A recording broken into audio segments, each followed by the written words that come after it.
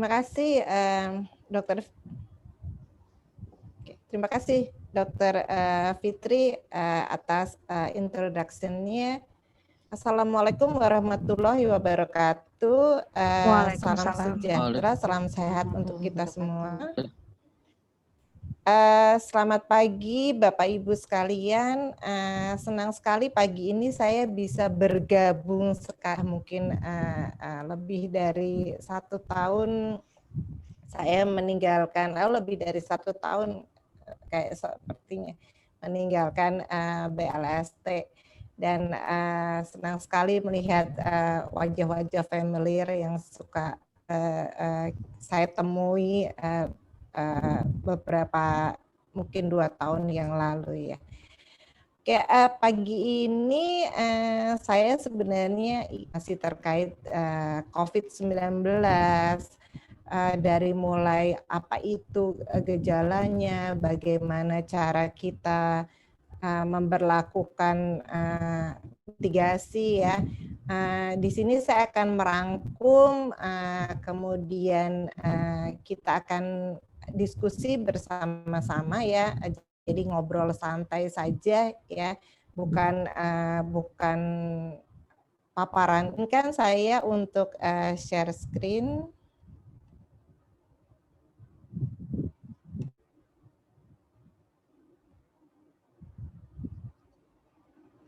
Sudah terlihat ya Bapak Ibu? Sudah, Bu. Paparan kali ini saya menyampaikannya, saya beri judul adalah memotong rantai penularan COVID-19 di tempat kerja. Karena kalau kita bisa memotong rantai penularan, maka harapannya tempat kerja kita ini akan bebas dari COVID-19. Kalau kita lihat mungkin ini per kemarin 18 Januari, ini adalah data sebaran COVID terakhir ya, di global maupun di Indonesia. Kalau kita lihat di global, angka konfirmasi sudah mencapai 93 juta dengan 2 juta kematian. Jadi kalau dihitung persentase, rate kematiannya adalah sekitar 2,2%. Sedangkan kita di Indonesia angka terkonfirmasi adalah sekitar 900.000 dengan angka kematian sekitar 26.000 atau 2,9% rate-nya. Jadi rate angka kematian di Indonesia masih jauh di atas angka kematian global. Nah, mungkin sekilas Bapak Ibu sudah sering dengar COVID apa sih COVID merupakan bagian dari virus yang seperti apa. Jadi penyakit COVID sendiri disebabkan oleh virus yang disebut SARS-CoV-2. Ini merupakan sepupunya SARS-CoV ya, yang menyebabkan SARS tahun 2003. Merupakan anggota dari keluarga virus corona, di mana kalau kita lihat di sini virus corona itu menginfeksi hampir banyak sekali spesies dari mulai manusia sampai spesies akuatik ya. Nah, pada manusia virus corona ini memiliki 4 genus ya, atau 4 kelompok, di mana yang menginfeksi manusia adalah alfa dan beta kalau kita lihat di sini ya. Jadi ada 7 virus corona yang menginfeksi manusia, yang 4 adalah yang menyebabkan common cold. Jadi kalau Bapak Ibu sebelum pandemi ini merasa kayak pilek-pilek sedikit, batuk-batuk kecil seperti flu, itu tidak selalu influenza. Jadi bisa juga disebabkan oleh virus corona yang 4 ini. Nah, 4 virus corona ini common cold dan mild biasanya dan sembuh dengan sendirinya. Sedangkan 3 virus corona yang lain yang masuk ke kelompok beta coronavirus ini menyebabkan infeksi saluran pernafasan yang cukup berat. Jadi kalau kita ingat ada SARS tahun 2003, kemudian ada MERS tahun mungkin sekitar 2012-an ya. Kemudian juga ada sekarang yang baru adalah SARS-CoV-2, di mana SARS-CoV-2 dan SARS-CoV ini memiliki kedekatan yang cukup erat. Ya, seperti apa sih bentuknya SARS-CoV? Nah, kalau di gambaran kartun yang diambil dari mikroskop elektron, ini gambarnya dari SARS-CoV. Jadi dia dikatakan corona karena dia memiliki spike itu seperti tanduk-tanduk di bagian luar yang bentuknya seperti mahkota. Jadi corona itu artinya crown.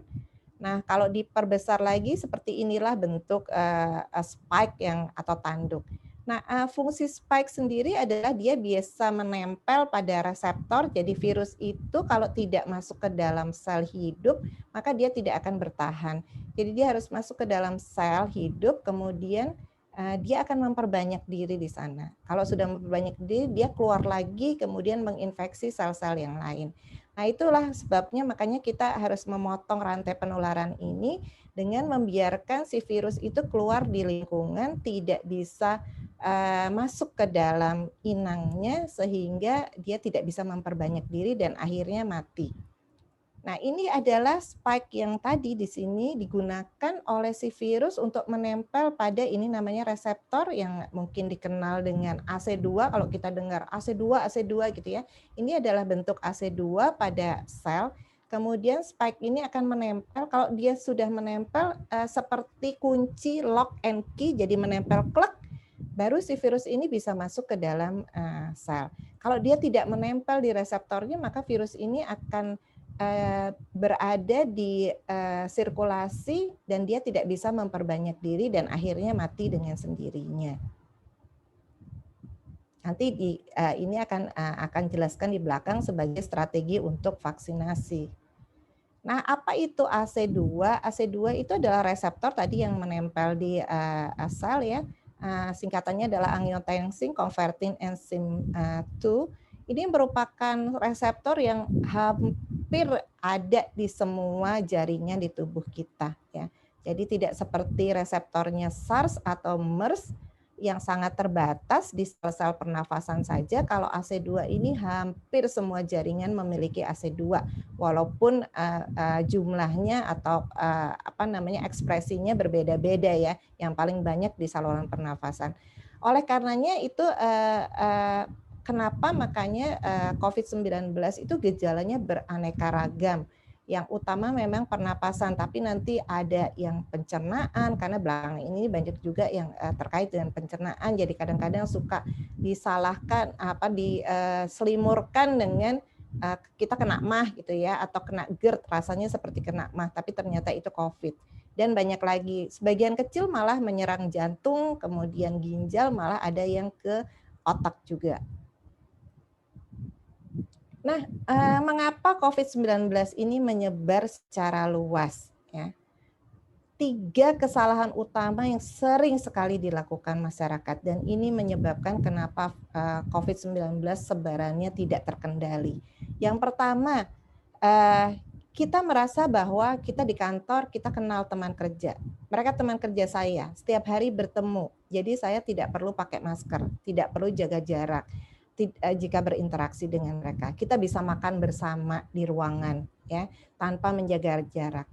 Kemudian kesalahan kedua adalah kita sering berkumpul-kumpul dengan teman di luar kantor karena mereka teman-teman baik saya kenal keluarganya, jadi saya merasa aman, tidak perlu mengenakan masker. Saya bisa nongkrong-nongkrong, saya bisa ngopi-ngopi, ngumpul bersama mereka, aman tidak menggunakan masker.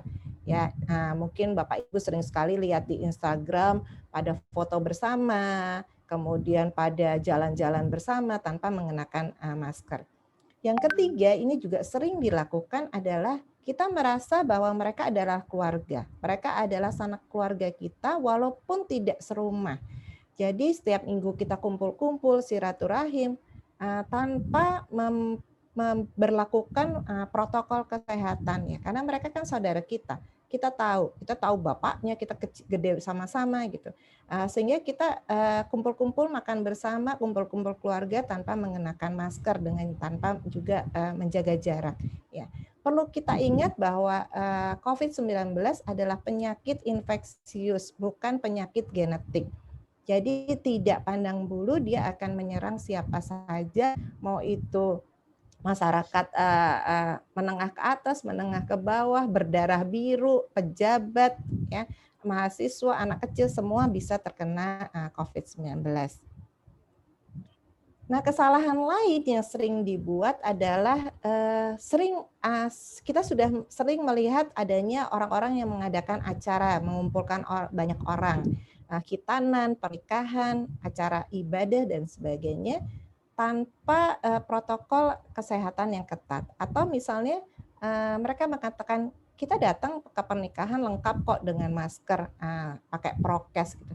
Tetapi di dalam acara tersebut kemudian kita makan, kita minum. Pada saat kita makan minum kan pasti melepas masker ya, nggak mungkin pasang masker. Nah di situ adalah kesalahan yang sering sekali dilakukan dan menyebabkan penularan COVID. Kemudian juga kita sering mengabaikan gejala klinis yang timbul. Ini saya menemui banyak sekali kasus seperti ini di perkantoran, di mana kita merasa meriang, tidak enak badan, sedikit gitu ya. Kemudian saya masih bisa masuk, saya masih sanggup ke kantor gitu ya. Kemudian berangkatlah ke kantor. Kemudian di kantor kita melepas masker, kita makan bersama ya. Tanpa disadari kita menyebarkan virus itu kepada teman-teman kita di sekitarnya. Kemudian tidak melakukan isolasi mandiri ketika sudah terkonfirmasi positif. Sudah jelas positif, masih jalan-jalan ya, merasa tidak ada gejala.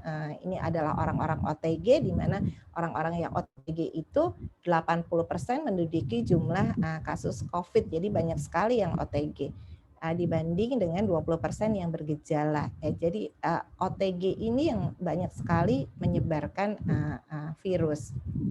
Kemudian kesalahan yang lain adalah melakukan pengujian secepatnya pada seseorang yang merasa terpajan. Nanti kita lihat di belakang, ini juga terlalu paranoid ya. Jadi kita pernah kontak erat, kemudian tahu-tahu teman kita positif yang kita kontak erat, kemudian cepat-cepat melakukan pengujian. Nah nanti kita lihat kenapa ini juga merupakan kesalahan. Kemudian kita berasumsi di rumah itu pasti aman, padahal di rumah kita punya asisten rumah tangga yang pulang pergi, kita punya supir yang pulang pergi, atau orang-orang lain yang pulang pergi, kita merasa aman ya. Kita tidak mengenakan masker ketika kita berinteraksi dengan pegawai kita yang pulang pergi tersebut. Kita membiarkan mereka menjaga anak kita tanpa menggunakan protokol kesehatan. Dan ini juga sudah terbukti ada ya. Kemudian berasumsi, kita tuh selalu berasumsi jika sudah diizinkan maka situasinya terkendali. Kayak waktu PSBB kan semuanya tertib ya. Tapi begitu PSBB-nya dilepas, mal boleh buka, restoran boleh buka, tempat hiburan, area olahraga, maka banyak sekali orang yang berasumsi itu kondisinya sudah terkendali. Saya bisa jalan-jalan ke mal, saya bisa makan di restoran, di mana tempat-tempat tersebut juga tidak menetapkan protokol kesehatan yang ketat. Yang terakhir adalah kadang-kadang menganggap penyakit ini remeh karena banyak sekali yang tidak bergejala, atau malah ada yang ini kan bohong, konspirasi, teori konspirasi, isapan jempol. Nah, kenapa hal tersebut itu jaga jarak tuh harus? Kenapa sih harus pakai masker? Kenapa kita di kantor dekat keluarga kita harus selalu menerapkan protokol kesehatan? Mari kita lihat bersama video ini. Mudah-mudahan memberi gambaran kepada Bapak Ibu sekalian bagaimana droplet itu berpindah dari satu orang ke orang lain. Dimana kalau kita bayangkan droplet tersebut mengandung virus.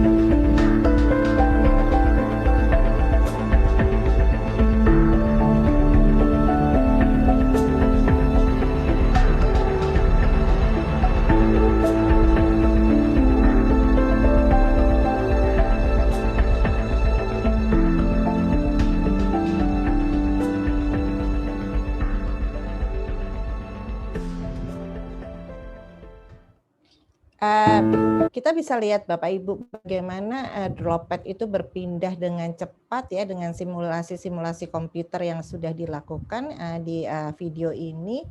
Dan suatu penelitian menunjukkan bahwa ketika seorang terinfeksi, maka ketika dia berbicara dengan berbicara yang normal ya, tidak berbicara dengan semangat berteriak-teriak gitu ya, itu kita mengeluarkan orang tersebut mengeluarkan 200 partikel infeksius virus per menit.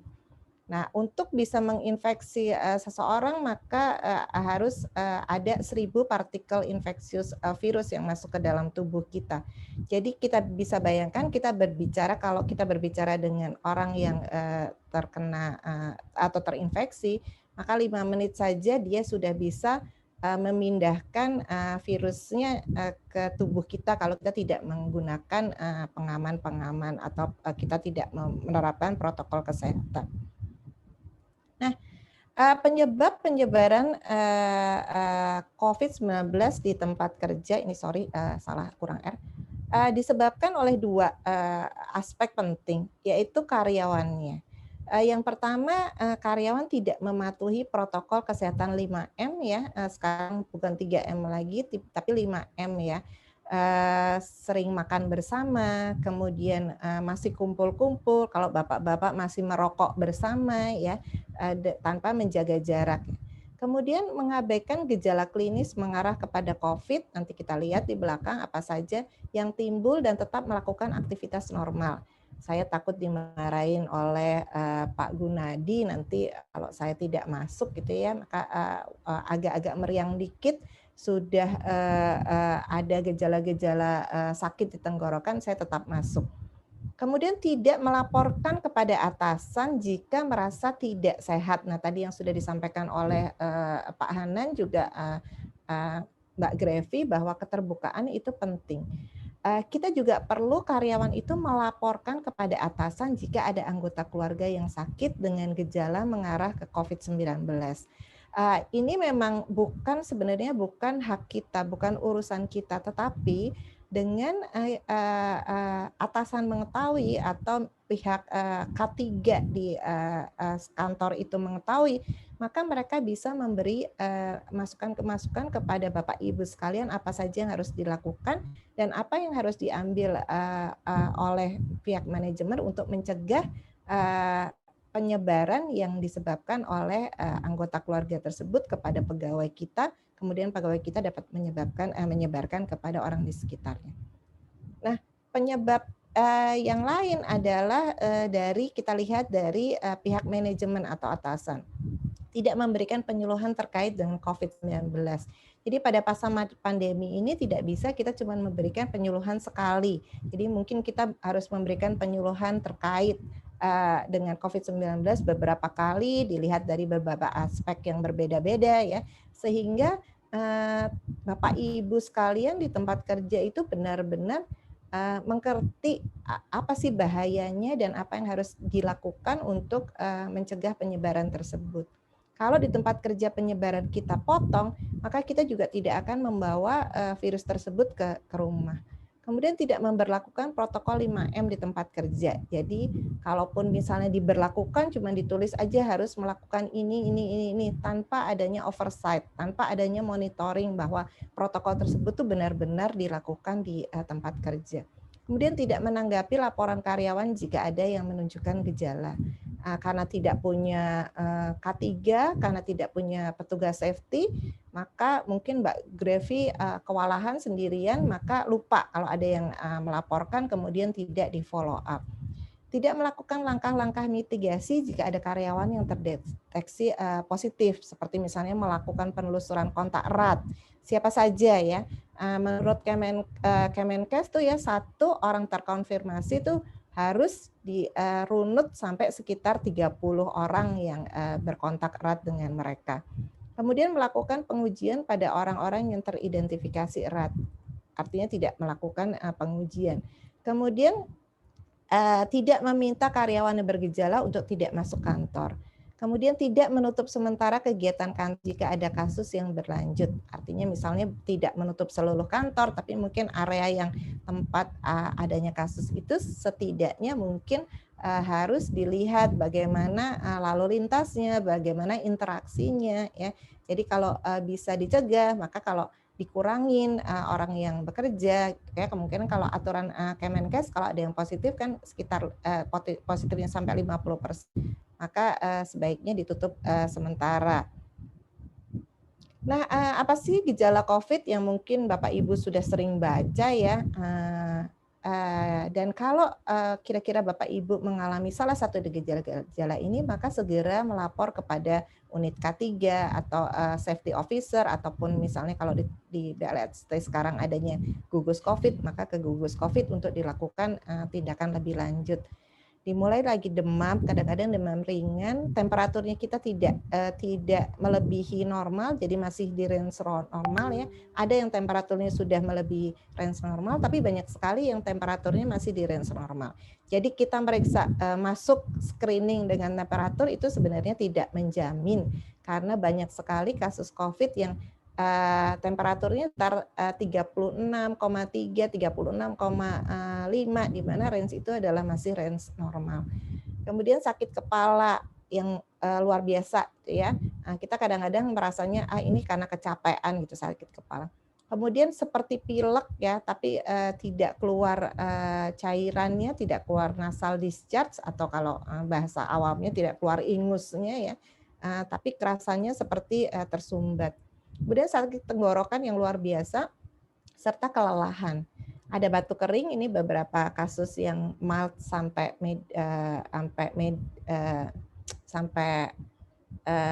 moderate, itu ada batuk kering ya.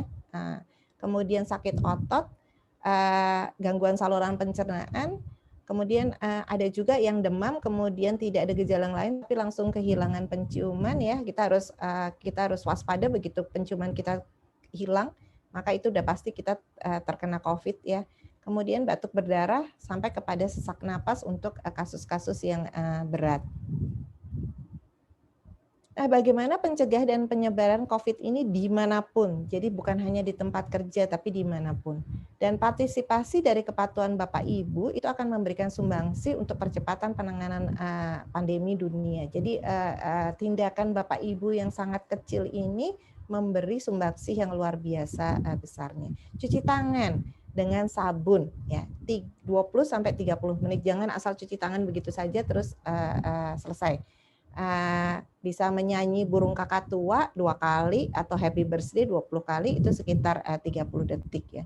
Kemudian selalu mengenakan masker ya, dengan baik, dengan benar dan baik. Nanti kita lihat bagaimana mengenakan masker yang benar dan baik. Kadang-kadang banyak sekali saya mendengar saya terkena COVID, tidak pakai protokol kesehatan ya, saya tanya gitu. Saya pakai maskernya double gitu ya.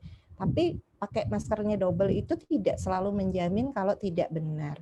Kemudian kita menjaga jarak, hindari keramaian sebisa mungkin ya.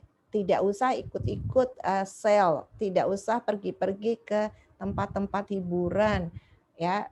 Siapa kemarin yang mungkin liburan pergi ke tempat hiburan ya, hindari keramaian untuk saat ini. Kemudian hindari kontak bersentuhan. Minta maaf kepada orang tua kita kalau kita tidak mencium tangan dulu sementara ya kalau menengok mereka.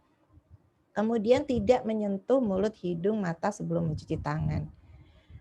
Menggunakan hand sanitizer jika tidak ada fasilitas cuci tangan. Kalau di depan mata ada sink, ada sabun, ada air, jangan ribut mencari hand sanitizer ya. Yang paling efektif adalah cuci tangan dengan sabun. Hindari pergi ke zona merah. Kalau kita di Bogor tidak mungkin karena kita tinggal di zona merah. Hindari perjalanan kalau tidak penting sekali ya, kecuali kalau memang harus. Sebisa mungkin tinggal di rumah. Kalau pengen makan apa saja sekarang the power is in your finger ya. Kita bisa pesan dari rumah ya. Tutup mulut dan hidung jika batuk atau bersin dimanapun, baik kita ada di rumah, kalau kita bersin atau batuk tutuplah hidung kita. Lapor jika sakit. Ya. Nah, saya akan meng-highlight atau menekankan pentingnya mengenakan masker dan menjaga jarak. Kalau kita lihat di sini gambar di sebelah kiri adalah di tempat yang berkerumun ya, di mana orang yang ini menderita COVID. Kalau kita lihat karena semuanya menggunakan masker dengan benar ya, maka COVID ini atau virus ini tidak ada tempat untuk dia pindah ya. Jadi tadi yang saya katakan bahwa akhirnya dia akan ada di lingkungan dan mati. Nah, ini adalah beberapa tingkatan resiko kalau kita bertemu dengan orang yang terinfeksi, kita tidak tahu ya. Kemudian kita menggunakan masker atau tidak menggunakan masker ya. Kalau kita lihat kalau sama-sama tidak mengenakan masker dan tidak menjaga jarak, maka resiko kita tinggi sekali tertular ya. Nah, ini yang sering sekali makanya tadi saya sampaikan, makan bersama ya di ruangan yang terbatas kecil ini merupakan resiko tinggi penularan. Kemudian resiko sedang kalau kita yang sehat mengenakan masker, yang sakit tidak mengenakan masker, atau juga sebaliknya ya. Ini malah resikonya rendah kalau yang sakit mengenakan masker, yang sehat tanpa masker. Kemudian sangat rendah kalau dua-duanya itu mengenakan masker. Ya.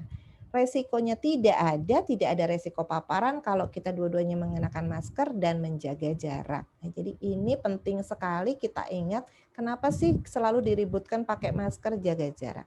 Nah, tadi saya katakan belum menjamin kalau itu pakai masker saja. Pakai masker juga harus yang benar. Nah, kita lihat video dari WHO.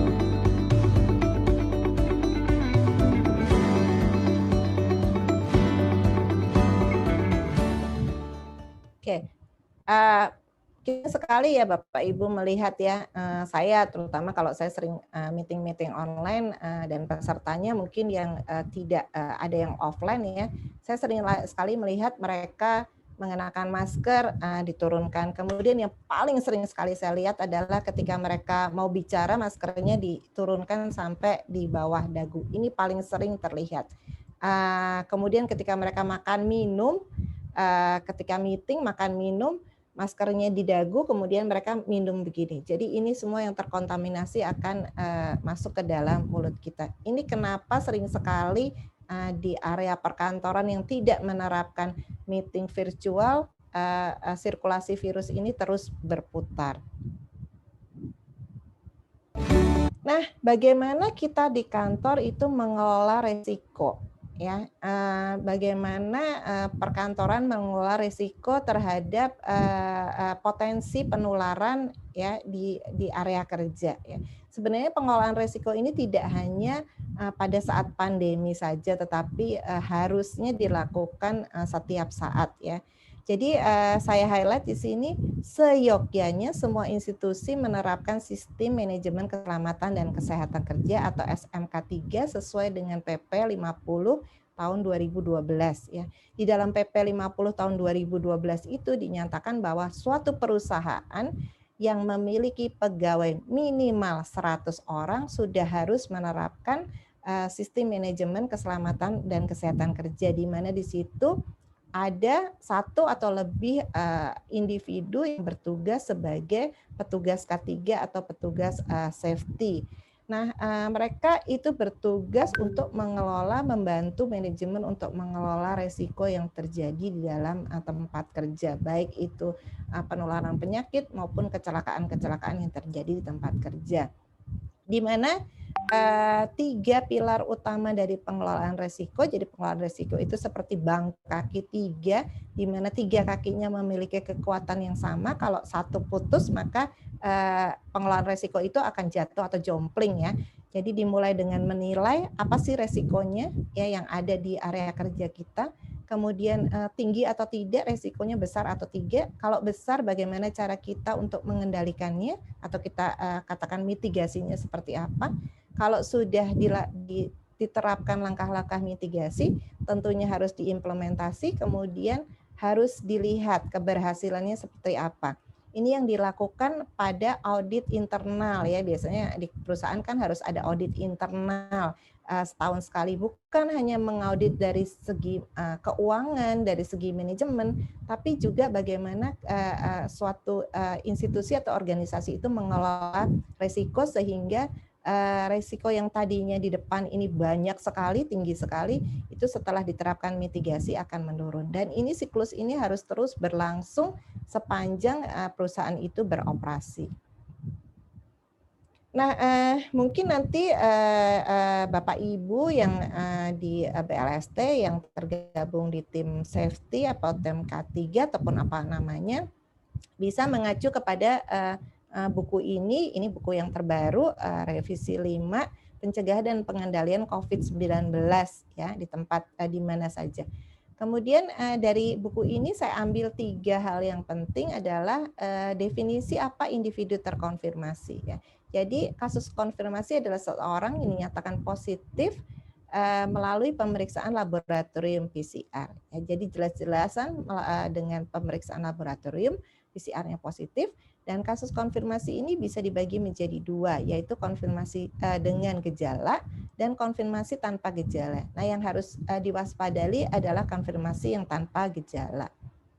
Kemudian ada kasus suspek. Kasus suspek adalah orang dengan gejala saluran pernapasan ya umumnya, dan pada 14 hari terakhir sebelum timbul gejala memiliki riwayat perjalanan atau tinggal di negara Indonesia yang melaporkan transmisi lokal.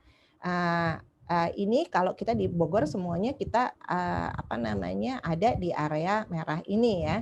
Jadi nggak mungkin definisi pertama kalau kita bergejala pernapasan maka kita harus aware ya. Kemudian yang definisi kedua adalah orang dengan salah satu gejala klinis tadi di atas dan pada 14 hari terakhir sebelum timbul gejala memiliki riwayat kontak dengan individu terkonfirmasi COVID. Nah, oleh karenanya ini penting sekali di dalam suatu perkantoran. Kalau ada satu orang yang terkonfirmasi positif, maka kita harus cepat merunut ke belakang ya. Kemudian definisi ketiga adalah orang dengan infeksi saluran pernapasan atas yang berat atau sampai radang paru-paru yang membutuhkan perawatan di rumah sakit, tidak ada penyebab lain berdasarkan gambaran klinis yang meyakinkan. Maksudnya begini, kalau ada radang paru-paru tapi kemudian tidak TBC, tidak pneumonia karena bakteri, jadi harus waspada bahwa itu kemungkinan adalah COVID. Nah, ini yang harus juga diwaspadai oleh perkantoran adalah kontak erat. Kontak erat adalah kontak tatap muka atau berdekatan ya, tidak menerapkan prokes dengan kasus suspek atau kasus konfirmasi dalam radius kurang dari 1 meter dalam jangka waktu 15 menit atau lebih. Kemudian kontak erat juga orang-orang yang bersentuhan fisik secara langsung dengan kasus suspek atau konfirmasi. Ya. Kemudian orang-orang yang memberikan perawatan langsung terhadap kasus suspek atau konfirmasi tanpa menggunakan APD. Nah, ini kita harus aware kalau di pegawai kita ada yang merawat orang-orangnya di rumah yang sudah terkonfirmasi positif COVID. Oleh karenanya tadi di depan saya katakan bahwa pegawai selayaknya melaporkan jika di rumahnya ada yang terkena COVID. Kemudian situasi lain yang indikasikan adanya kontak berdasarkan penilaian risiko lokal. Jadi artinya di kantor Bapak Ibu tadi harus melakukan penilaian risiko kira-kira siapa saja yang dimasukkan ke dalam kategori kontak erat selain 3 yang sudah dikeluarkan oleh Kementerian Kesehatan. Nah, ini saya juga ingin meng-highlight sedikit tentang profil virus dan antibodi individu yang terinfeksi. Ini sering sekali menjadi kesalahan kita dalam memeriksa seseorang yang kontak erat ya. Jadi kalau Bapak Ibu lihat yang merah ini adalah virus yang ada di sirkulasi ya, tidak di dalam sel ya. Ini biasanya tertangkap oleh rapid test antigen ya, yang melakukan swab dari hidung rapid test antigen. Yang biru ini merupakan gambaran dari materi genetik virus atau RNA-nya yang bisa dilihat dengan uji PCR dengan sampel juga swab, tapi dari hidung dan dari tenggorokan. Nah, yang kuning dan hijau ini adalah rapid test antibody yang biasanya diambil dari darah. Nah, ini semua kita harus mengerti dengan pasti kurva-kurva ini sehingga tidak salah kita dalam menentukan pemeriksaan yang akan dilakukan. Jadi kalau di kantor Bapak Ibu ada safety officer, ada petugas K3, maka mereka harus ngerti, harus aware terkait dengan grafik ini. Saya beri contoh mungkin lebih gampangnya ya. Di daerah titik-titik ini adalah kalau sudah ke bawah, maka di bawah garis titik-titik garis putus-putus ini, di bawah ini tidak terdeteksi lagi ya. Sedangkan di atasnya masih bisa terdeteksi.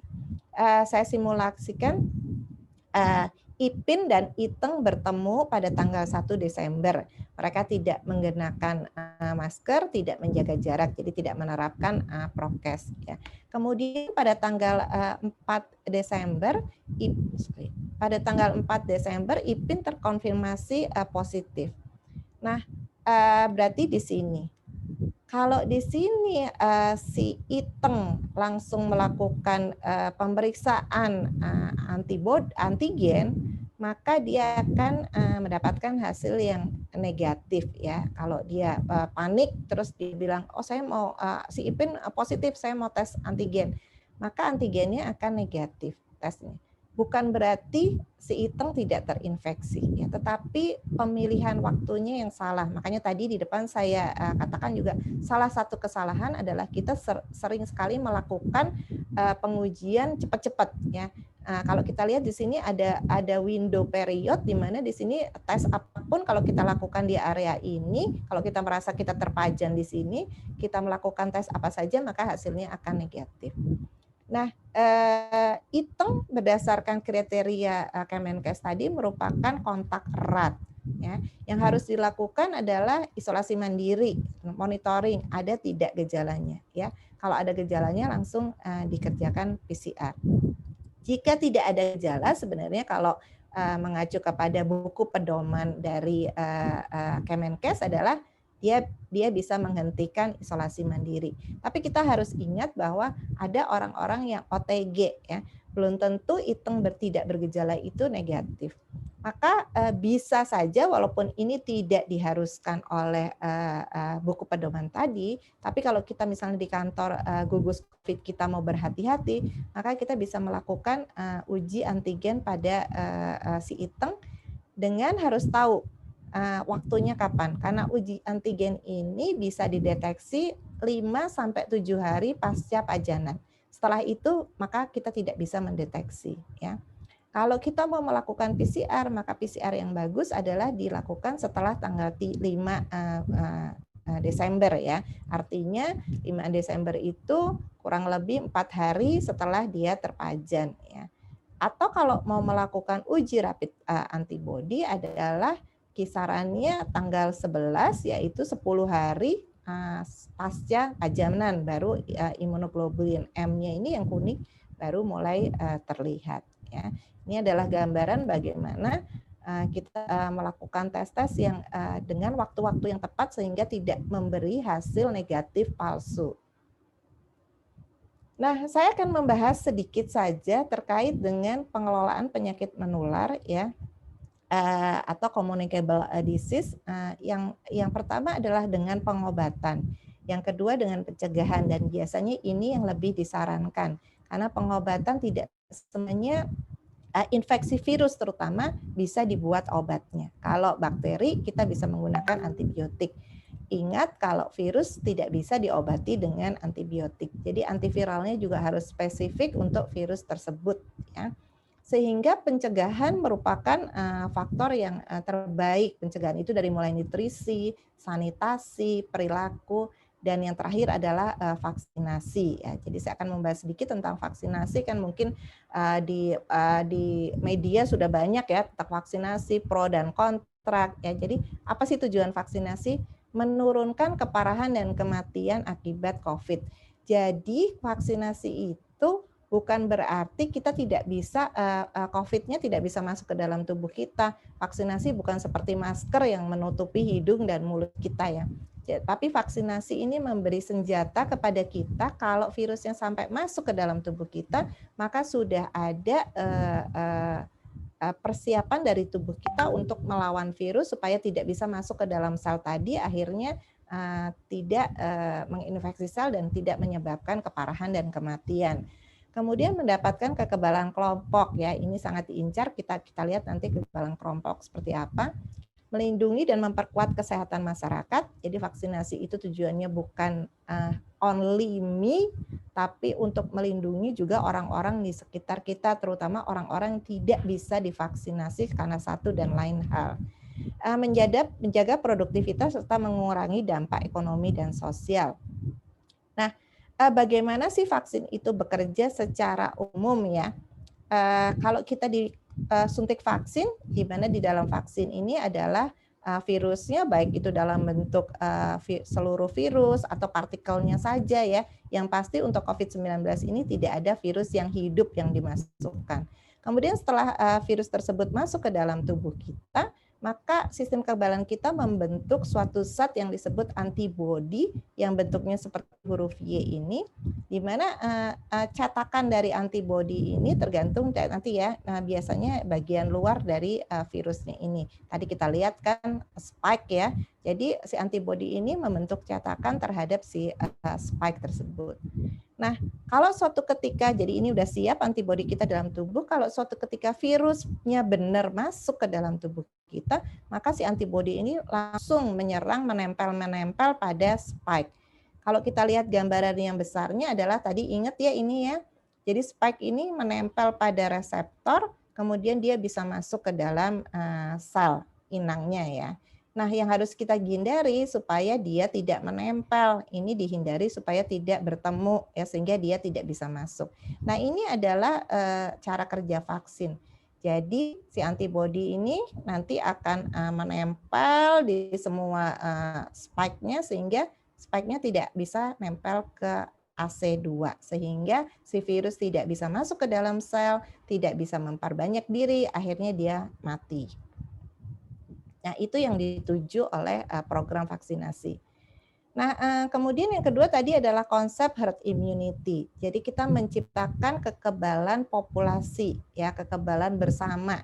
Kalau kita lihat di sini bagian atas, yang merah ini adalah orang yang terinfeksi, yang putih adalah orang yang sehat, tidak diimunisasi. Kondisinya pada saat pandemi seperti sekarang ini adalah seperti ini. Jadi kalau ada 3 saja yang terinfeksi di dalam gambar ini, maka secara cepat orang yang putih ini akan berubah menjadi merah semua. Ya. Skenario kedua, kalau kita memiliki kekebalan populasi yang kuning ini, ya, maka si yang merah yang memiliki virus ini kalau dia menginfeksi yang kuning, maka virusnya akan berhenti di yang kuning ini karena sudah dihancurkan ya. Jadi dia tidak bisa menyebarkan ke orang lain.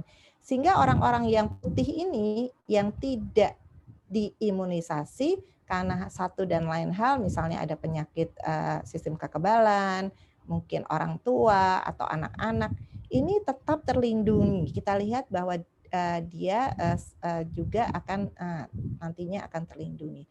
Nah, konsep kekebalan populasi ini bisa kita peroleh dengan imunisasi maupun dengan alami. Ya, banyak sekali di luar sana orang bilang ngapain sih divaksinasi? Toh nanti kalau terinfeksi semua juga herd immunity itu akan terbentuk. Benar. Jadi herd immunity itu bisa dibentuk dengan vaksinasi dan dengan infeksi alami. Tapi kita lihat di sini skenarionya. Herd immunity dari COVID-19 adalah 70% dari populasi itu memiliki kekebalan terhadap COVID. Nah, kalau kita di Indonesia ini ada 270 juta jiwa, maka ada 189 juta jiwa yang harus terinfeksi untuk membentuk kekebalan populasi. Nah, kita bayangkan lagi kalau angka kematian sekitar 3% di Indonesia ini, maka dengan membentuk kekebalan 70%, 189 juta harus terinfeksi.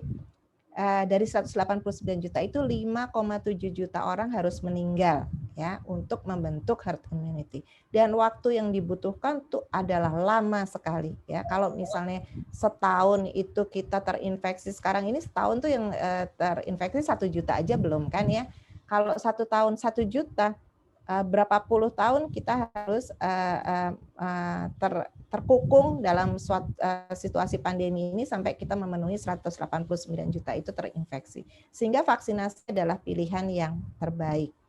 Nah, ini adalah jenis-jenis vaksin COVID yang ada di dunia ini ya, yang sudah dikembangkan dan beberapa sudah mulai diaplikasikan, dan yang saya lingkari merah ini yang akan masuk ke Indonesia dengan SK Menteri Kesehatan. Ya. Bagaimana vaksin? Aman tidak sih vaksin COVID-19? Kan ada pertanyaan begitu ya. Aman tidak sih kalau kita disuntik vaksin COVID-19 ya?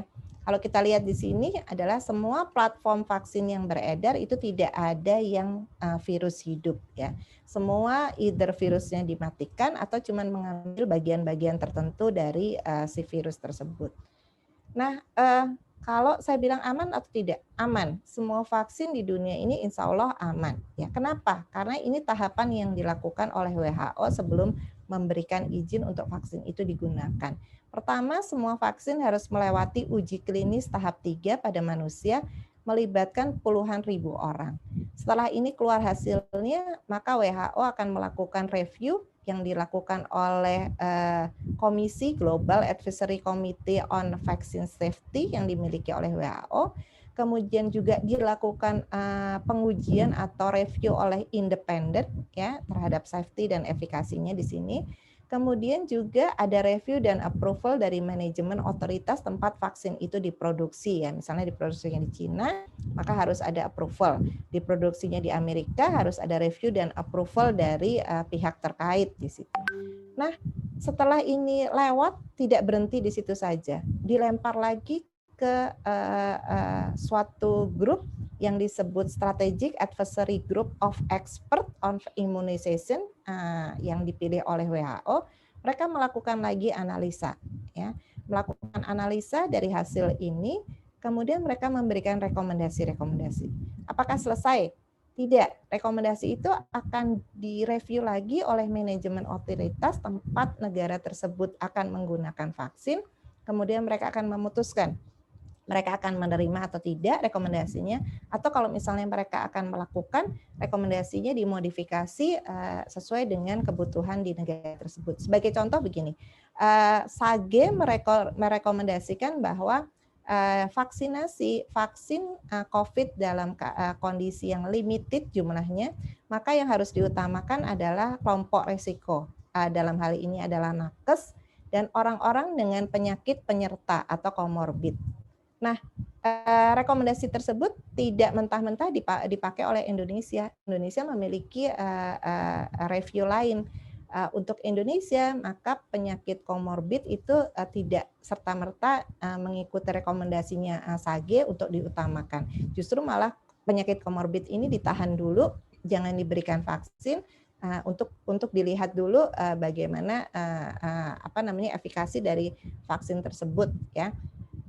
Nah, kemudian setelah vaksin itu digunakan di populasi, WHO akan terus-menerus memonitoring bagaimana vaksin tersebut ada, apakah ada faktor-faktor ikutan yang mempengaruhi vaksinasi setelah vaksinasi, seperti mungkin Bapak Ibu mendengar di Norwegia ada 23 lansia meninggal karena vaksinasi ya. Beritanya begitu. Tapi ternyata di Norwegia itu memang tingkat kematian dari lansia itu sangat tinggi sekali. Ada atau tidak vaksinasi, mereka tingkat kematian lansianya tinggi sekali untuk negara yang kecil. Gitu. Jadi mereka menarik kembali policy untuk tidak memvaksinasi lansia karena memang naturally-nya aja tingkat kematiannya sangat tinggi. Nah, ini yang dilakukan oleh yang dimaksud dengan monitoring pasca vaksinasi di populasi.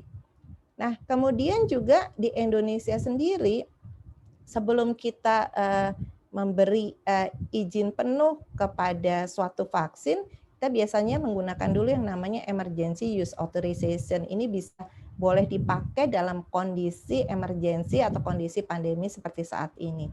Dan ini juga tahapannya juga panjang. Oleh karena itu juga BPOM juga tidak serta-merta mengeluarkan EUA, jadi mereka melihat dulu hasil uji klinis yang dilakukan di Indonesia, baru mereka mengeluarkan EUA dulu sebelum benar-benar meng-approve untuk full use. Nah, ini adalah keputusan Menteri Kesehatan jenis vaksin apa yang boleh masuk ke Indonesia, baik itu untuk massal maupun untuk mandiri. Kemudian ada yang bertanya-tanya, ada yang protes mungkin ya, kenapa sih harus import saja gitu? Kenapa sih kita nggak bisa bikin vaksin sendiri? Kan ilmuwan kita banyak sekali gitu ya. Kita membuat sendiri yang disebut dengan vaksin merah putih ya. Tapi ini masih proses tahap awal. Kalau semuanya berjalan lancar, itu baru bisa vaksin itu baru bisa jadi tahun 2020 kuartal ketiga atau keempat ya. Kita bayangkan sambil menunggu ini berapa banyaknya orang yang akan terdampak, berapa banyak kematian yang harus dialami oleh Indonesia sambil menunggu vaksin merah putihnya. Jadi sehingga kita merasa perlu untuk mengambil dulu vaksin dari luar sambil menunggu vaksin merah putih kita berhasil. Karena membuat vaksin itu tidak mudah. Saya ikut di dalam konsorsium vaksin dengue, kita sudah 10 tahun mencoba membuat vaksin, sampai sekarang belum ada yang berhasil dengan baik. Nah, apakah COVID dengan adanya vaksin ini serta-merta menghentikan pandemi? Ya, jadi dampak vaksin COVID terhadap pandemi ini akan sangat tergantung beberapa faktor, efektivitasnya, kemudian seberapa cepat mereka disetujui, diproduksi, kemudian didistribusikan. Ya, kita tahu bahwa Sinovac bekerja sama dengan Bio Farma, jadi ada Sinovac yang diambil langsung, ada Sinovac yang nanti akan diproduksi oleh Bio Farma. Kemudian berapa banyak orang yang divaksinasi, tadi kita lihat ya, kalau semakin banyak divaksinasi maka herd immunity akan semakin cepat terbentuk ya. Dan oleh karena vaksin COVID-19 ini belum diketahui efikasinya seperti apa, walaupun secara clinical trial dikatakan di Indonesia 65%, di Turki 91%, di Brasil malah cuma 50% ya. Maka selama pandemi ini belum dinyatakan berhenti, maka protokol kesehatan 5M itu tetap harus dilakukan pasca vaksinasi. Nah, kemudian WHO akan terus membantu memastikan bahwa setiap vaksin yang disetujui itu bekerja seefektif mungkin. Oke, untuk mengakhiri presentasi saya pagi ini, saya akan memutar satu video lagi untuk diingat oleh Bapak Ibu sekalian.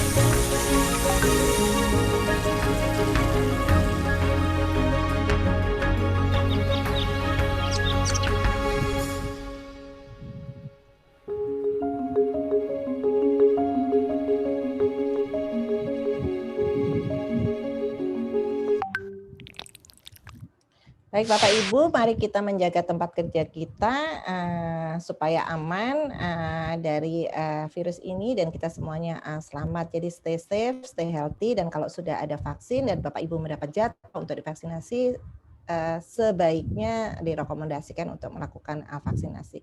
Terima kasih perhatiannya. Wassalamualaikum warahmatullahi wabarakatuh. Waalaikumsalam warahmatullahi wabarakatuh. Terima kasih kepada Bu Ati untuk sharingnya. Untuk selanjutnya di sini beberapa teman-teman sudah ada yang memberikan pertanyaan, Bu. Nah, coba akan saya bacakan. Yang pertama ada yang menanyakan seperti ini, Bu. Apa yang harus dilakukan apabila terdapat rekan kerja yang OTG sudah terkonfirmasi positif namun masih tetap berkeliaran di lingkungan kantor? Apakah ada batasan waktu yang aman apabila terpaksa harus meeting offline dengan protokol? Di sini ada 3 pertanyaan, Bu. Mau saya sampaikan dulu ketiganya atau satu persatu nih, Bu? Satu-satu Mbak Baik, Bu. Fitri, soalnya Baik, Bu. saya nggak bawa catatan nih ya, jadi nanti kalau saya nyatet lagi lama sekali gitu. Jadi pertanyaan pertama adalah bagaimana kalau di tempat kita ada yang OTG gitu. Bagaimana tahunya kita OTG? Ya, kalau orang tersebut tidak diperiksa ya. Jadi kita tidak tahu bahwa di sekitar kita ada OTG. Oleh karenanya yang paling utama yang harus dilakukan oleh suatu lingkungan kerja, sebenarnya ini juga di kantor kan ada aturan-aturan ya, tetapi tentunya kalau tidak ada kesadaran dari karyawan, dari individu terhadap pentingnya menerapkan protokol kesehatan, akan percuma ya. Jadi kita harus semuanya menganggap bahwa teman kita itu semuanya OTG ya. Kemudian sehingga kita akan berhati-hati, kemudian kita akan terlindungi ya kalau kita berhati-hati. Yang kedua juga kita harus menganggap diri kita juga OTG gitu ya, sehingga kita juga melindungi orang-orang di sekitar kita, kita melindungi orang-orang di rumah ya, di keluarga kita gitu ya. Nah, untuk menganggap kita semuanya OTG, dengan menganggap kita semuanya OTG, otomatis kita akan menerapkan protokol-protokol kesehatan. Yang banyak sekali terjadi adalah kita selalu merasa diri kita tuh sehat, kita merasa diri kita aman, saya kuat, saya tidak tertular COVID tidak bisa masuk ke dalam tubuh saya, sehingga saya bebas saja seperti tidak ada apa-apa, atau juga ada yang menganggap karena banyaknya hoax di luar sana, COVID kan seperti flu biasa. Iya, kalau corona yang lain, kalau yang SARS-CoV-2, SARS dan MERS itu tidak seperti flu biasa ya, berbahaya. Nah, yang banyak adalah karena memang adanya hoax mengatakan bahwa ini flu biasa gitu kan. Kalau kita kena flu juga kita nggak pakai masker ya, padahal seharusnya kalau kita kena flu kita pakai masker.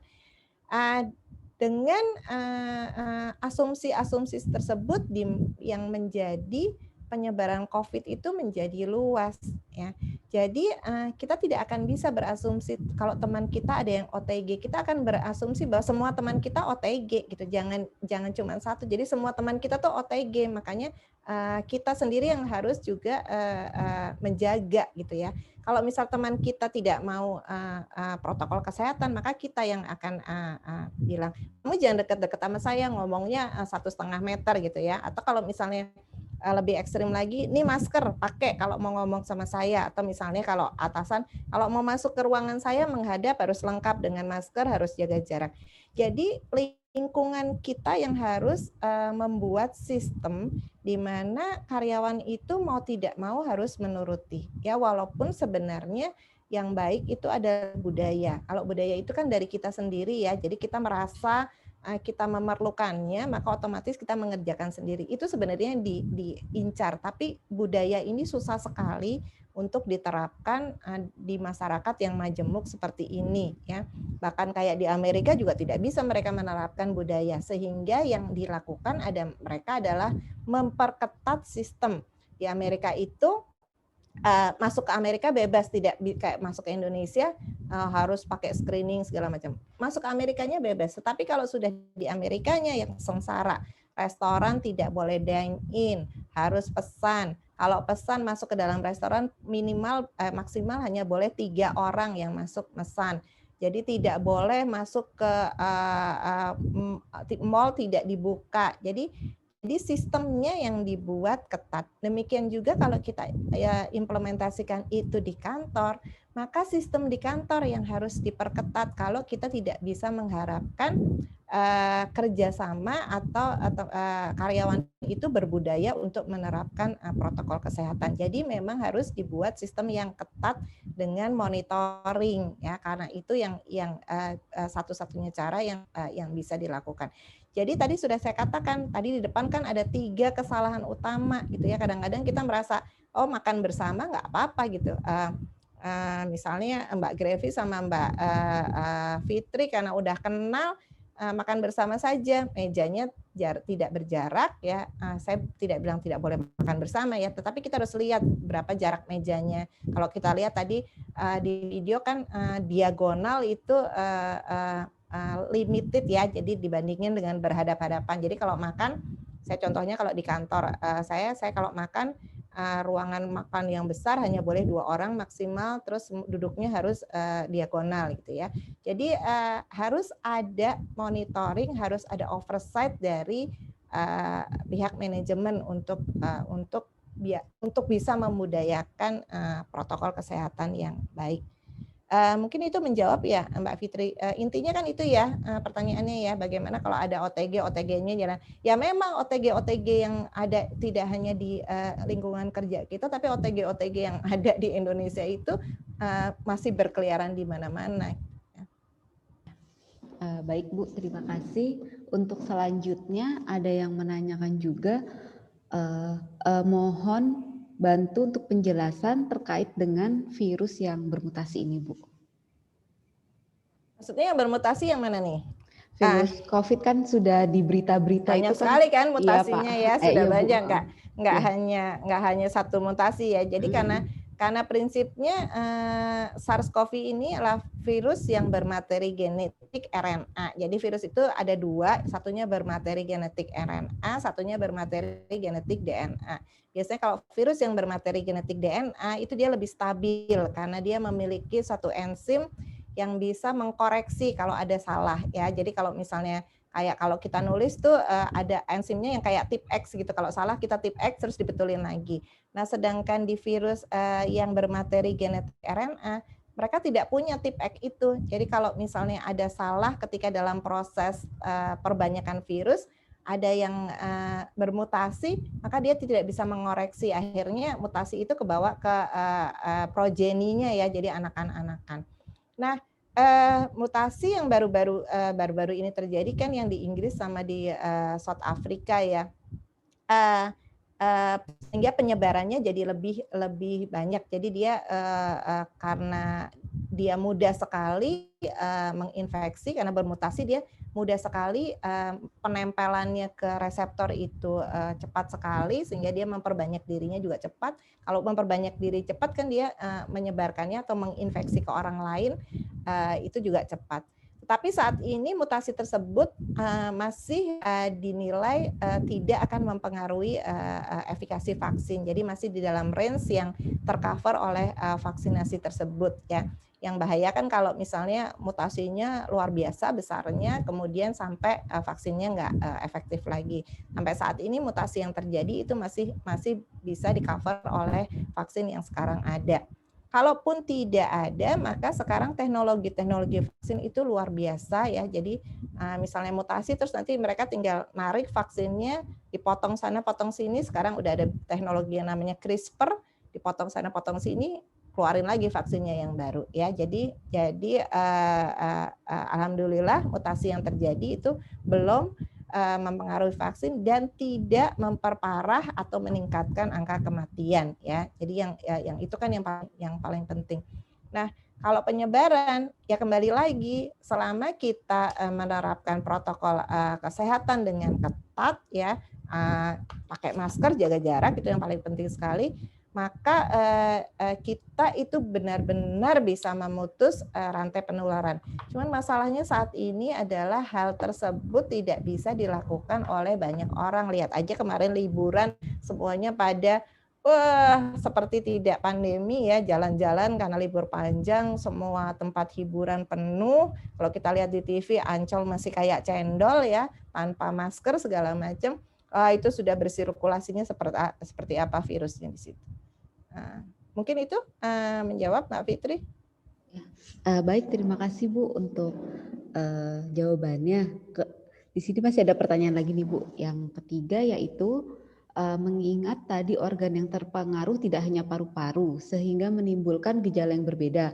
Mohon dijelaskan kembali kapan uji PCR dilakukan dan apakah perlu diadakan komisi K3 di lingkungan BLST.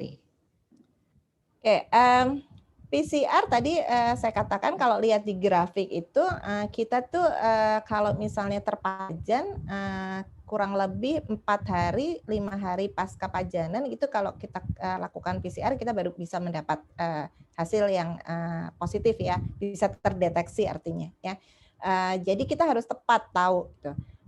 Memang kan yang selama PCR itu tidak dipakai buat screening ya. Jadi memang ketika kontak erat, kemudian kontak erat pun tidak disarankan. Kemenkes bukan tidak disarankan, tapi Kemenkes tidak mengharuskan bahwa kalau kita teridentifikasi kontak erat kita serta-merta harus PCR gitu. Tidak, kan harus isolasi mandiri, kemudian diawasi selama isolasi mandiri. Kalau ada gejala baru kita melakukan tes PCR gejalanya yang khas gejala COVID gitu ya.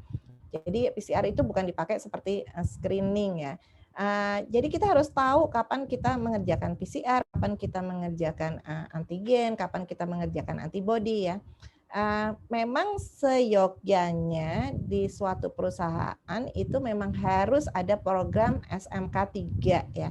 Jadi memang harus, tidak boleh tidak, karena program ini tuh yang akan memonitor tadi kalau ini kebetulan pas saat pandemi, tapi di luar pandemi ya, kecelakaan-kecelakaan yang terjadi, investigasinya bagaimana. Nah, penularan yang di tempat kerja ini kita investigasi juga harus cepat. Contohnya misalnya di PSSP yang sudah seketat itu SMK 3 kita masih kecolongan kemarin ada yang positif dan kita cepat sekali melakukan investigasi, kemudian penelusuran kontak, kemudian yang kontak erat itu harus diapakan ya, kemudian apa yang harus dilakukan oleh manajemen. Jadi cepat-cepat dilakukan sehingga harapannya rantai penularan stop di situ ya. Saya memberi contoh itu fasilitas yang PSSP itu dengan SMK 3-nya ketat sekali, sudah ada K3, ada biosafety officer ya.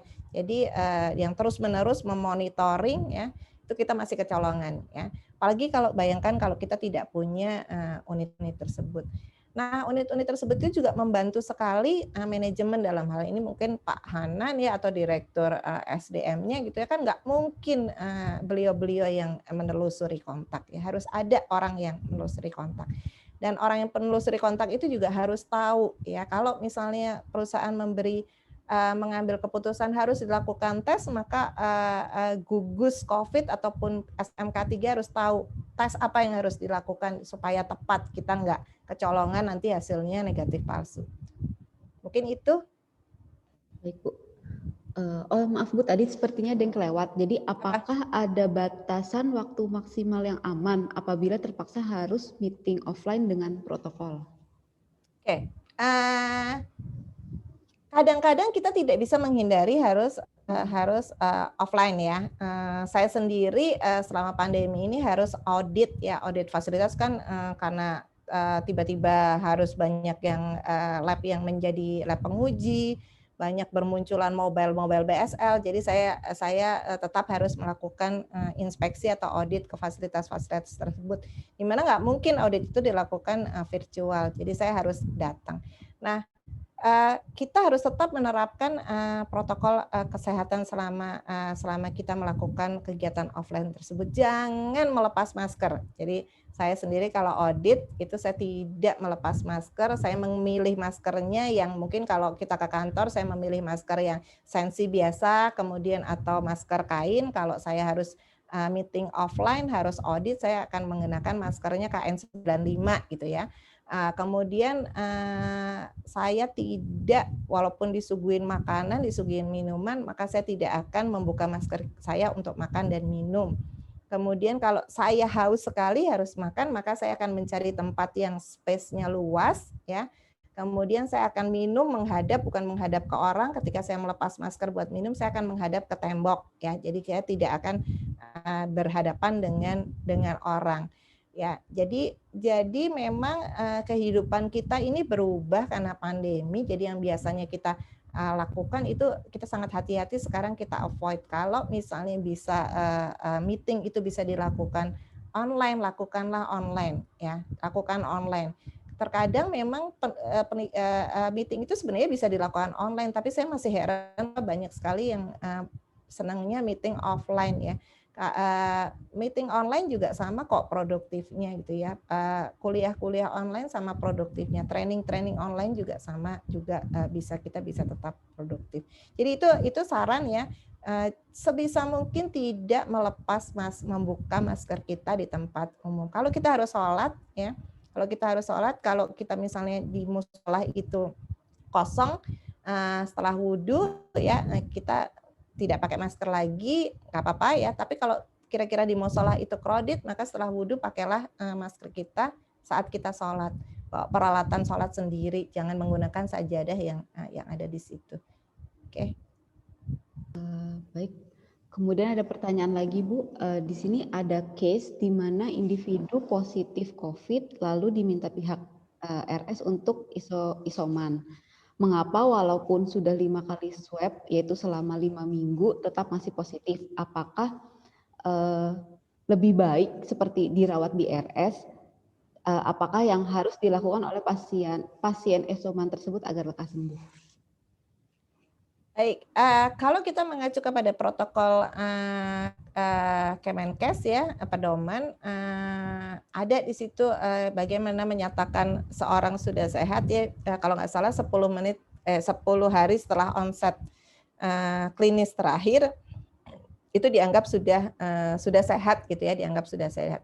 Nah, pada beberapa orang ya, tidak semuanya, memang masih banyak yang PCR-nya bisa terdeteksi ya. Jadi PCR itu adalah yang dilihat adalah materi genetik ya. Kita sebenarnya tidak bisa melihat kalau dikatakan virusnya masih hidup atau tidak. Kalau berdasarkan hasil PCR kita tidak bisa melihat bahwa virus itu masih hidup atau tidak ya. Yang kita bisa tahu adalah materi genetiknya masih ada. Nah, materi genetik ada itu bisa berarti itu sel-sel debris ya. Jadi runtuhan-runtuhan sel di mana materi genetiknya tidak rusak itu bisa terdeteksi. Kemudian yang kedua adalah virusnya ada di dalam sel ya, ada di dalam sel atau kita katakan sel virus sel virus ya, atau sel yang membawa virus. Jadi virusnya masih ada di dalam sel, sehingga selnya waktu sel-sel epitel yang diambil dari sini waktu keangkat itu di dalamnya ada virus ya. Tapi bukan berarti juga bahwa virus tersebut bisa menginfeksi gitu ya, yang pertama. Tapi mungkin juga masih ada virus yang memang masih bisa terinfeksi. Jadi yang harus dilakukan adalah kembali lagi, kita tetap harus, walaupun kita sudah dinyatakan sembuh, tidak melepas, jangan mentang-mentang kita sudah kena, oh saya penyintas nih, saya punya antibodi, jadi saya bebas gitu ya, bisa membuka masker saya. Nah, Anda penyintas, Anda punya antibodi, kalau Anda ketularan lagi, antibodinya akan melawan tersebut. Tapi ketika virus itu masuk sebelum antibodinya melawan, Anda masih bisa menginfeksi kepada orang lain gitu ya. Jadi tetap prokes itu harus dijalankan. Nah, untuk kalau ada kondisi seperti ini di kantor, maka sebaiknya kalau mereka masih bergejala, jangan dulu boleh masuk ke kantor. Tapi kalau sudah tidak bergejala, setelah kita mengikuti protokol Kemenkes itu yang tertera 10 hari setelah onset klinis terakhir, maka bisa diizinkan masuk, apalagi kalau sudah mendapat surat keterangan sehat ya. Tapi tetap mereka harus menerapkan prokes. Baik Bu. Kemudian ada pertanyaan lagi Bu. Misalkan kita lingkungan kantor kita ada yang terinfeksi, kita melakukan fogging atau disinfeksi itu Bu. Nah itu seberapa besar Bu efektivitasnya? Dan berapa lama virus di lingkungan yang tanpa inang itu bisa bertahan? Kemudian juga jika misalnya di lingkungan tempat kerja kita nih yang punya fasilitas hewan, itu bagaimana Bu untuk kita melakukan fogging atau disinfeksi, dan juga apakah hewan itu bisa terinfeksi dan menyebarkan untuk COVID-19 ini Bu? Oke, saya selalu mengatakan bahwa dekontaminasi atau disinfeksi itu tidak serta-merta memutus rantai penularan. Ya, jadi kita itu hanya dekontaminasi surface. Ya, surface itu artinya kan kalau COVID kan dia tidak tahan terus-menerus melayang-layang di udara ya. Dia pasti karena dia ada di droplet itu kalau yang kecil tadi kita lihat ya, makanya kenapa kalau di ruangan AC itu penularannya lebih cepat, karena ketika di ruangan AC maka humidity atau kekebalan itu humidity atau kelembapan itu menurun. Kalau kelembapan menurun maka dropletnya akan lebih kecil-kecil ya. Yang itu makanya kenapa di ruangan ber-AC di mana sistem ventilasinya juga tertutup ya, jadi berputar di situ, itu penularan lebih tinggi dibandingkan dengan misalnya kita di luar ya, kemudian atau di tempat yang humid, berjendela, sirkulasinya bagus, droplet yang terbentuk tadi kita lihat di video itu lebih besar, sehingga kalau dropletnya lebih besar itu dia akan jatuh ke surface.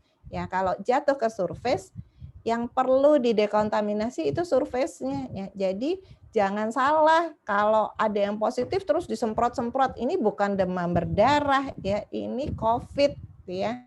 Kan kayak dianggap kayak demam berdarah gitu, terus yang disemprot adalah space ya, semua ruangan kayak nyemprot demam berdarah, itu kan sebenarnya yang disemprot bukan virusnya ya, tapi nyamuknya gitu ya. Jadi kalau COVID, maka yang harus kita dekontaminasi adalah surface, yang harus kita lap adalah surface. Nah, yang sangat perlu terutama adalah memotong rantai itu orang, bukan dekontaminasi ruangannya, tapi orangnya gitu. Jadi kalau kita udah tahu, misalnya di area tersebut ada yang positif ya, kalau kita hitung misalnya 50% dari orang di area tersebut, kalau di BLST kan mungkin banyak ya tempat-tempatnya. Jadi jangan ngitungnya jangan BLST-nya gitu. Kalau misalnya BMTI gitu contohnya, ada yang positif dihitung 50% dari orang-orang BMTI, maka BMTI-nya saja di close down sementara gitu ya. Kenapa? Untuk mencegah, kan kita nggak tahu misalnya siapa yang positif gitu ya. Dan dalam jangka 2 minggu itu ternyata mereka berkontak dengan hampir semuanya orang di BMTI. Nah kan berarti semua orang di BMTI kontak erat gitu ya. Kontak erat kan bisa jadi positif, bisa enggak gitu.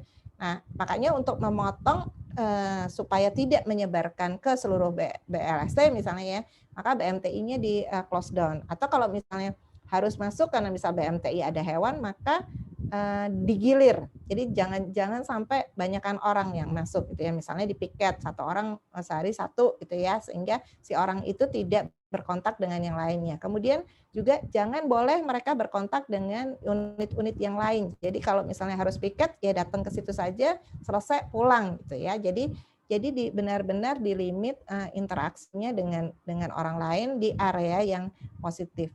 Untuk hewan, beberapa laporan terutama yang terjadi di kebun binatang bisa menginfeksi, ada gorila, ada singa, ada kucing ya, ada harimau, tapi pangolin juga ada, tapi belum ada pada hewan laboratorium, belum ada pada pet yang ada di Indonesia ya, nggak tahu ya, kita kan belum melakukan survei.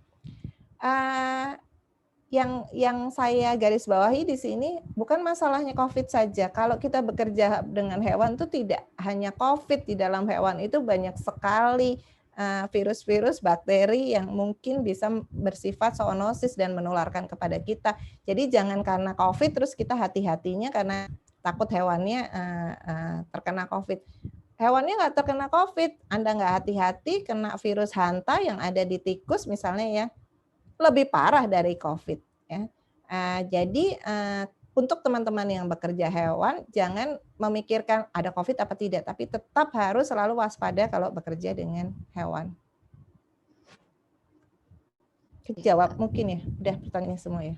Sudah terjawab Bu, dan sudah habis juga sih Bu pertanyaannya.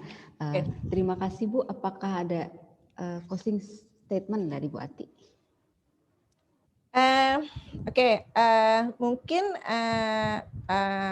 tadi yang pertama memang harus mudah-mudahan sih di BLST bisa sudah ada ya, sudah dibentuk misalnya SMK 3 sudah diterapkan, kemudian mulai membuat protokol, tapi mungkin juga sudah ya SOP terkait dengan masa pandemi ini apa saja yang harus dilakukan. Kemudian yang kedua adalah oversight, itu sangat penting. Jadi percuma menulis misalnya Pak Hamam mengeluarkan statement di BLST harus A, B, C, D, E, F, G gitu ya, tapi tidak ada yang memonitoring, tidak ada oversight, maka itu juga percuma ya, cuman di atas kertas saja. Kemudian juga satu lagi adalah lab CRC di lab BMTI yang di CRC itu merupakan salah satu anggota dari gugus COVID lab CRC COVID IPB ya. Jadi dari 3 lab PSSP CRC, BMTI dan juga FKH. Nah, Bapak Ibu memiliki sarana dan prasarana untuk melakukan pengujian di situ. Jadi silahkan dimanfaatkan gitu ya. Jangan pusing-pusing kemana ya saya larinya, harus bagaimana gitu. Bisa dibicarakan dengan Pak Gunadi ya, karena Pak Gunadi juga salah satu member lab COVID-nya IPB. Bagaimana yang bisa diupayakan oleh BLST supaya digunakan untuk kesejahteraan staf-stafnya. Jangan nanti mungkin lab BMTI melayani rumah sakit yang lain, melayani customer yang lain, tetapi di BLST-nya banyak sekali kasus dan tidak bisa termonitor atau tidak bisa dilakukan pengujian ya di situ. Jadi mungkin kalau masih ada via manajemen, ada Pak Hanan, silahkan di koordinasi apa yang dimiliki oleh BLST itu merupakan satu aset untuk makan penyebaran di dalam penyebaran COVID di area kerja. Mungkin itu saja yang bisa saya highlight. Terima kasih banyak Bapak Ibu sekalian atas partisipasinya. Mohon maaf kalau ada yang tidak berkenan. Kalau misalnya ada yang waktunya kurang, masih ada yang mau ditanyakan, silahkan kan masih pada punya nomor handphone saya beberapa ya. Oke, terima kasih Mbak Fitri. Wassalamualaikum warahmatullahi wabarakatuh. Waalaikumsalam warahmatullahi wabarakatuh. Terima kasih Bu Ati untuk sharingnya siang hari ini. Berhubung waktu juga sudah menunjukkan 10.47 ini ya, maka kita akhiri untuk sesi sharing ini. Insya Allah sharing pagi ini sangat bermanfaat bagi kita semua. Dari sharing ini bisa dirangkum yaitu kita di lingkungan kantor ini jangan lupa untuk selalu menerapkan 5M dan melapor jika kita bergejala terkonfirmasi positif atau ada kontak erat dengan konfirmasi positif, karena kita harus saling menjaga tidak hanya diri kita sendiri tapi juga kita kan kontak dengan orang lain. Dan juga tadi terakhir yaitu vaksinasi merupakan salah satu cara untuk kita bisa keluar dari pandemi ini. Dan vaksinasi itu aman karena sudah melewati berbagai tahap uji dan penilaian dalam pembuatannya. Demikian untuk sharing siang ini. Akhir kata saya ucapkan terima kasih untuk partisipasi rekan-rekan semuanya. Mohon maaf jika ada kesalahan. Untuk selanjutnya saya kembalikan kepada Grevi. Baik, terima kasih Mbak Fitri. Kita beri aplaus dulu untuk moderator dan narasumber kita pada pagi hari ini. Terima kasih banyak Mbak Fitri dan Bu Diah atas sharing ilmu ya dan pengalamannya yang luar biasa. Semoga teman-teman baik itu di BLST, SBU maupun di perusahaan anak bisa lebih mendapatkan suatu pemahaman yang taktis bagaimana saat nanti menemukan case, mudah-mudahan tidak terjadi lagi ya. Dan tetapi kita harus tekankan bahwa pertama komunikasi itu penting. Kita punya gugus COVID BLST bisa langsung share informasinya, jadi tidak usah ragu-ragu ya teman-teman untuk menyampaikan informasinya kepada kami untuk bisa nantinya dilacak atau di tracing serta dilakukan tindak lanjut yang lebih cepat selanjutnya sesuai dengan arahan tadi yang kita dapatkan dari Bu Ati. Kemudian monitoring jangan lupa dengan 5M atau 3M ya tadi. Mohon kita bisa menegur, mengingatkan teman-teman kita yang mungkin kelupaan ya, merasa pengap, maskernya dibuka, di reminder, karena suka seperti itu ya. Jadi kita tegur saja baik-baik.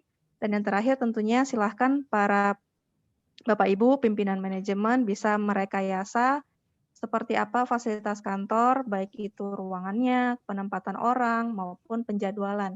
Itu bisa dibuat skemanya seperti apa untuk memutus penyebaran COVID di tempat kerja. Luar biasa, di luar ekspektasi, banyak sekali diskusi yang terjadi di forum tanya jawab hingga kita lebih kurang waktunya nih dari waktu yang diagendakan. Saya ucapkan terima kasih kepada Bu Diah yang sudah menyempatkan waktu dan nantinya tentu akan kami terus pantau bersama dengan teman-teman BMTI yang merupakan memang ekspertisnya di bidang itu ya, seperti itu ya Mbak Fitri dan Pak Gunadi. Dan bagi teman-teman, Bapak Ibu silakan mengisi presensinya ya yang sudah terlampir di kolom chat untuk menampung kuesioner beserta penanda kehadiran dan nantinya juga bisa di-drop di situ saran-saran apa yang ingin dibutuhkan untuk disampaikan pada sosialisasi berikutnya. Saya tampilkan di sini juga slide-nya ya di bit.ly/presensi SDM 1. Baik, nanti selama kurang lebih 10 menit ke depan saya persilakan untuk mengisi. Dan tiba kita di akhir acara. Terima kasih banyak kepada Bapak Ibu yang telah berpartisipasi. Ada 62 orang di sini. Semoga ilmunya bermanfaat dan mari kita praktekkan terus ya Bapak Ibu.